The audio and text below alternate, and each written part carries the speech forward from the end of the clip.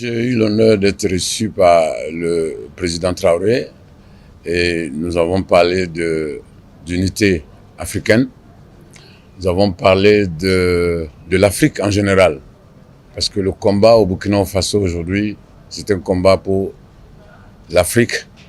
C'est un combat pour la vraie copie de l'indépendance. Parce que celle qu'on nous a donnée en 1960, c'était la photocopie. Le combat du président Traoré aujourd'hui, c'est un combat pour l'Afrique. On ne peut que le féliciter, on ne peut que lui souhaiter bon courage et beaucoup de courage d'ailleurs, parce qu'on sait que c'est pas facile.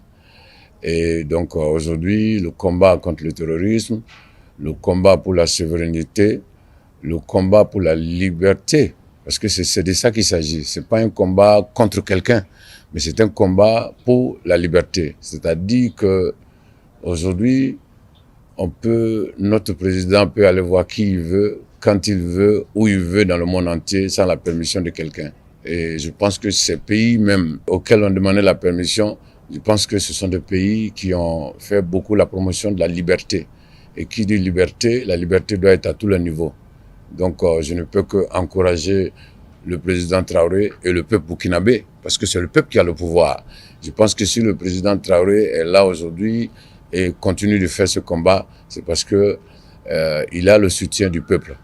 On ne va pas parler de majorité ou de minorité, mais ce qu'on peut dire, c'est que si aujourd'hui le président Traoré est en train de continuer ce combat, c'est parce que le peuple est d'accord.